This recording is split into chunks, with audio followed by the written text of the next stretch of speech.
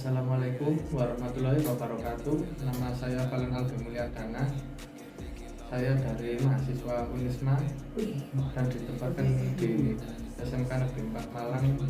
Dan saya di sini akan menggantikan sementara guru kalian, yaitu guru Bu Sulaimah. Selama 1 bulan ke depan, saya yang akan menggantikan beliau. Dimohon kerjasamanya dengan baik dan bisa berkontribusi dengan baik. Saya akan berusaha sebaik mungkin sebisa saya. Sekian, terima kasih. Assalamualaikum warahmatullahi wabarakatuh. Di sini saya akan menerangkan tentang meraih kesuksesan dengan kompetisi dalam kebaikan dan etos kerja. Yang pertama, QS Al-Maidah juz 5 ayat 8 yang artinya berlomba dalam kebaikan.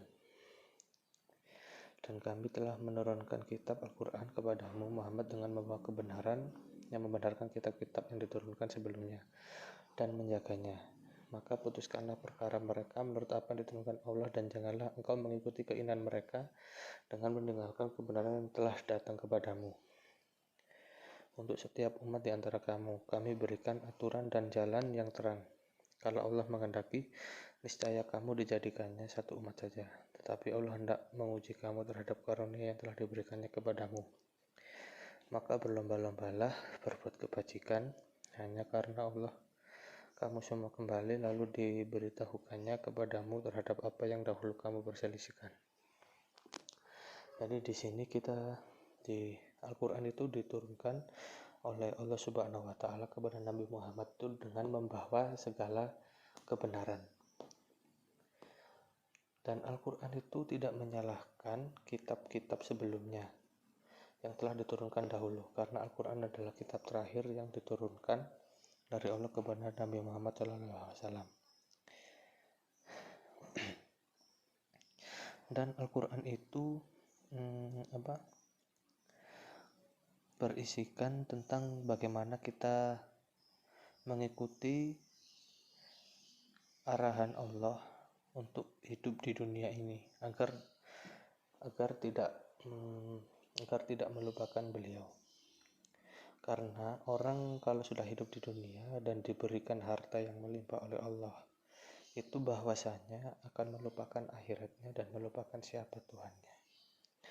Maka dari itu, jika kalian diberikan rezeki yang banyak, harta yang banyak, jangan sampai melupakan Allah, apalagi berbuat kebaikan. Karena semakin kita berbuat kebaikan dalam segala hal, maka semakin banyak pula harta yang akan diberikan kepada Allah Subhanahu wa Ta'ala, yang diberikan kepada kita dari Allah Subhanahu wa Ta'ala. Maka jangan sungkan-sungkan untuk berlomba dalam kebaikan. Dalam semua aspek yang namanya kebaikan itu ya pasti baik di mata Allah, dan itu yang disenangi oleh Allah Subhanahu wa Ta'ala. Sudah diberikan harta, tidak lupa kebaikan dan tidak melupakan Tuhannya, maka Allah akan menambahkan rezekinya kepada kamu.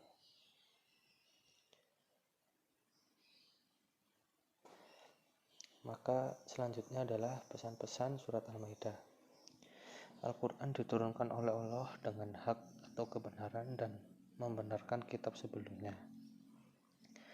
Jadi dulu Al-Quran diturunkan oleh Allah kepada Nabi Muhammad itu dengan membawa segala kebenaran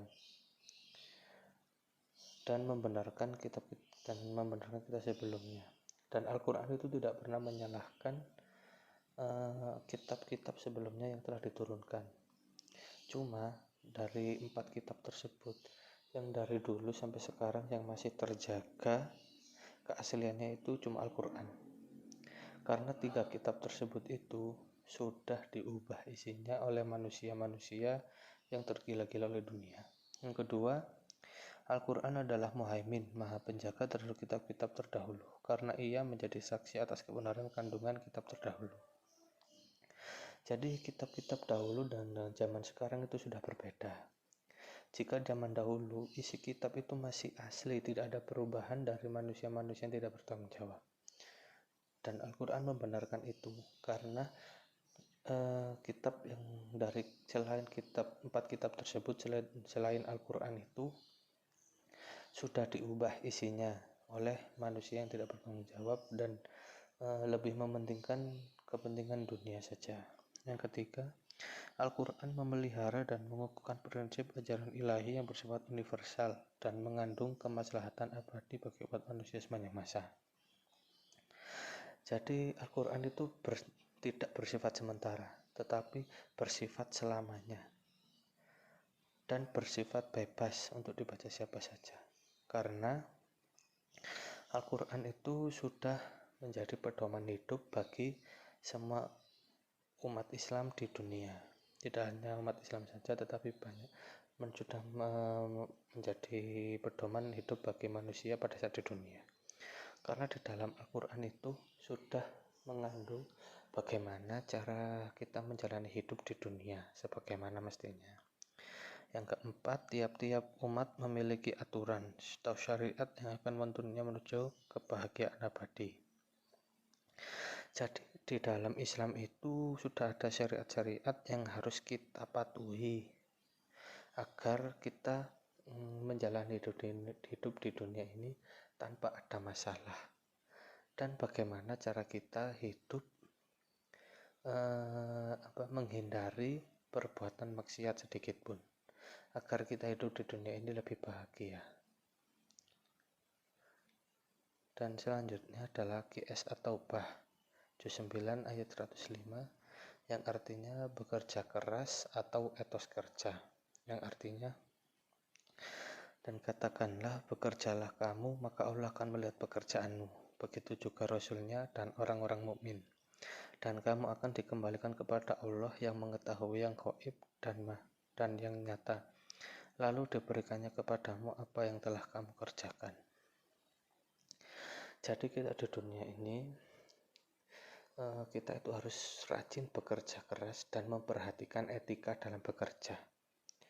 Jika kita bekerja demi sesuatu yang baik, maka Allah akan membalasnya dengan yang baik pula. Begitupun sebaliknya. Di dunia ini orang pintar itu banyak, tetapi orang yang memiliki etika dalam bekerja itu sangat jarang sekali. Karena rata-rata orang kerja zaman sekarang itu memperhatikan etikanya terlebih dahulu.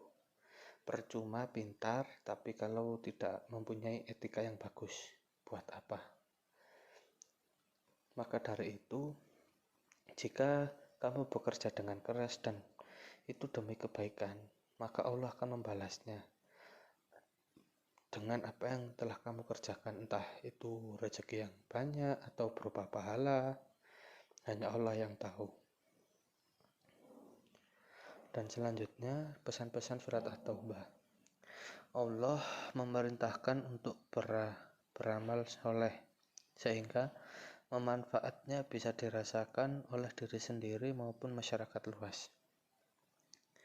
Jika kita sudah bekerja keras dan memiliki harta yang banyak, kita jangan sampai mementingkan dari kita sendiri untuk dinikmati, tetapi juga masyarakat luas. Contohnya, kita bisa berkurban, atau bisa beramal, atau bisa menyantuni anak yatim. Nah, seperti itu. Kan tidak hanya kita yang menikmati hasil kerja kita sendiri, tetapi masyarakat luas itu juga ikut merasakannya. Yang kedua, setiap amal akan dilihat oleh Allah Subhanahu wa taala dan mukminin di akhirat kelak. Jika amal baik maka akan dibalas dengan pahala, begitupun sebaliknya. Jadi setiap amal kita di dunia ini selalu dicatat atau dilihat oleh Allah Subhanahu wa taala. Baik amal sekecil apapun, Allah akan mengetahuinya. Dan amal harus demi kebaikan. Dan Allah akan membalasnya dengan kalian diberi pahala atau diberikan rezeki dan sebaliknya. Jika sebaliknya, maka Allah akan amal demi kejahatan, kalian akan selain mendapatkan dosa, tetapi juga kalian akan rezekinya itu akan sulit untuk diturunkan kepada kalian. Yang ketiga, janganlah merasa amalnya sudah cukup banyak untuk bekal hidup di akhirat. Jadi jika kalian sudah memiliki rezeki yang cukup atau bahkan lebih-lebih, jangan sampai merasa amal kalian itu cukup, karena bekal di akhirat nanti ya amal kalian itu yang bisa menyelamatkan kalian dari api neraka. Semakin kalian banyak beramal, semakin banyak pahala yang kalian dapat dari di dunia. Maka berlomba-lombalah untuk berbuat kebaikan pada saat di dunia. Yang kelima, setiap manusia akan kembali ke akhirat, maka janganlah hidup berfoya-foya atau mementingkan dunia, jangan melupakan akhirat. Pada sejatinya manusia itu akan kembali ke bentuk semula atau kembali ke akhirat atau meninggal. Maka dari itu pada saat di dunia kalian jangan sampai menghambur-hamburkan uang kalian untuk sesuatu yang tidak penting, lalu kalian sampai asik berfoya-foya, lalu kalian lupa kepada siapa yang memberikan rezeki kalian pada saat di dunia.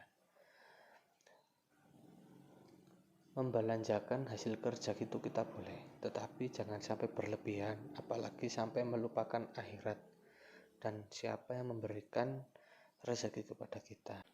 Baik, itu adalah materi yang bisa saya sampaikan. Mohon maaf bila ada kesalahan. Saya ulangi, saya Falun Al-Mulyadana, saya mahasiswa PBL dari Unisma yang sementara akan menggantikan Guru Sulaiman selama 1 bulan ke depan.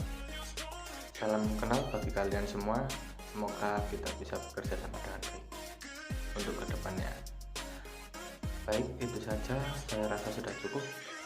Saya akhiri saja. Assalamualaikum warahmatullahi wabarakatuh.